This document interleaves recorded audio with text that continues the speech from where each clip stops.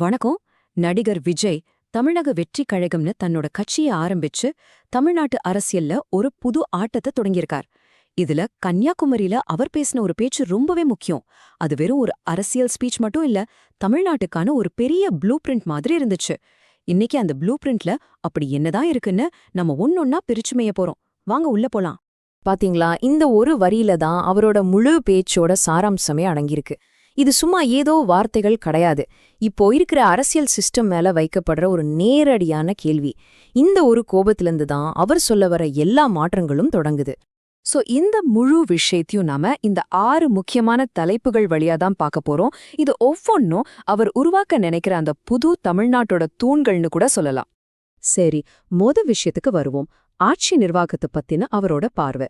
இதுல என்ன ஸ்பெஷல்னா, இது தனித்தனியான வாக்குறுதிகள் கிடையாது. மாறா 21ஆம் நூற்றாண்டுக்கு ஏத்த மாதிரி ஒரு முழுமையான மாடர்ன் கவர்னன்ஸ் சிஸ்டமை எப்படி உருவாக்கலாங்கிற ஒரு பெரிய திட்டம். எந்த ஒரு புது சிஸ்டத்தை உருவாக்கணும்னாலும் முதல்ல இப்போ இருக்கிற பிரச்சனை என்னன்னு சரியா சொல்லணும் இல்லையா? விஜயோட பார்வையில தமிழ்நாட்டோட மிகப்பெரிய பிரச்சனையே மக்களை தொந்தரவு பண்ற இந்த அதிகார அமைப்பு தான். இதை சரி பண்றதுதான் அவரோட திட்டத்தோட மையப்புள்ளியாவே இருக்கு.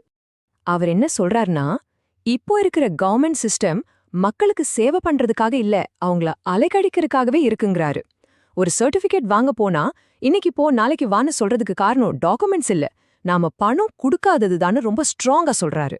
இப்போ இங்க பாருங்க, இந்த 2 பக்கத்துக்கும் எவ்வளவு பெரிய வித்தியாசம்னு.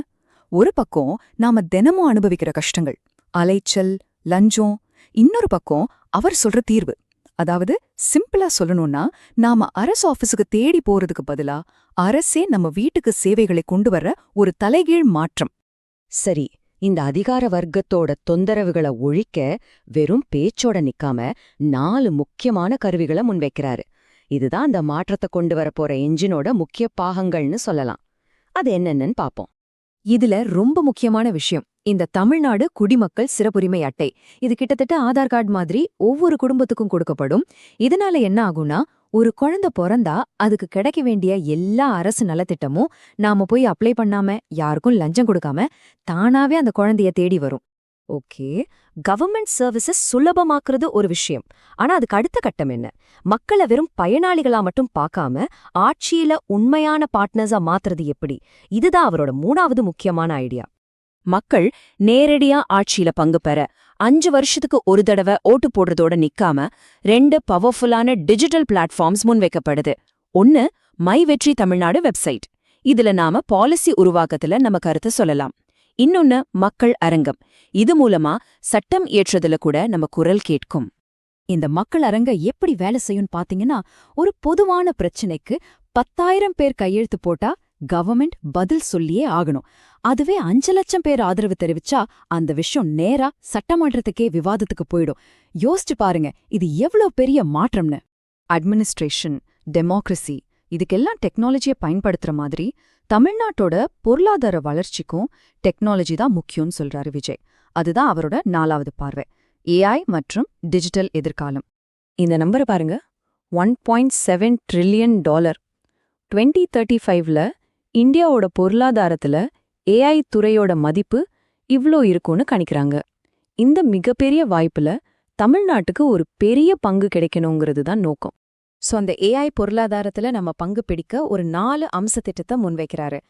திறமைகளை உருவாக்க ஒரு ஏஐ யூனிவர்சிட்டி, வெளிநாட்டு முதலீடுகளை ஈர்க்க ஒரு ஏஐ சிட்டி, புது கண்டுபிடிப்புகளை ஊக்குவிக்க இனோவேஷன் சென்டர்ஸ், இதெல்லாத்தையும் ஒருங்கிணைக்க இந்தியாலே முதல் முறையா ஒரு தனி ஏஐ அமைச்சகம்.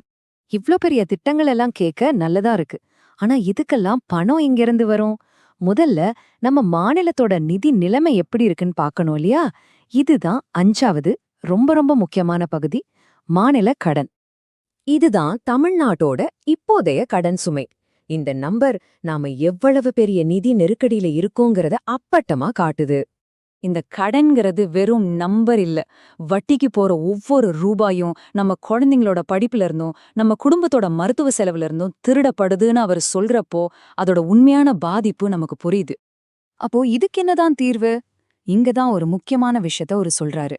மக்கள் மேல புதுசா எந்த வரியும் போட மாட்டோம்னு. அதுக்கு பதிலா அரசாங்கத்தோட வருமானத்தை அதிகப்படுத்தி தேவையில்லாத செலவுகளை குறைச்சு புதுசா வருமானம் வர்றதுக்கு வழிகளை உருவாக்கி இந்த பிரச்சனைய சரி பண்ணலான்னு சொல்றாரு. இப்போ இவ்ளோ திட்டங்களையும் முன் வச்சதுக்கு அப்புறம் கடைசியா அவர் மக்கள் முன்னாடி ஒரு கேள்வியை வைக்கிறாரு. இந்த மாற்றத்தை கொண்டு வர நீங்க தயாரா? இதிலிருந்து அவரோட அரசியல் நிலைப்பாடு என்னன்னு ரொம்ப தெளிவா தெரியுது. வரப்போற தேர்தல அவர் ஒரு நேரடியான இருமுனை போட்டியா மாத்துறார்.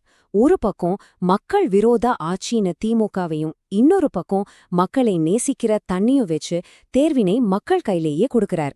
ஆக டெக்னாலஜி, நேரடி ஜனநாயகம், நிதி பொறுப்புணர்வுன்னு இந்த விஷயங்களெல்லாம் மையமா வச்ச இந்த திட்டம் தமிழ்நாட்டோட அரசியல்ல ஒரு புது பாதையை துறக்குமா, இல்ல இது இந்திய அரசியலுக்கே ஒரு புது முன் மாதிரியா மாறுறதுக்கு வாய்ப்பு இருக்கா?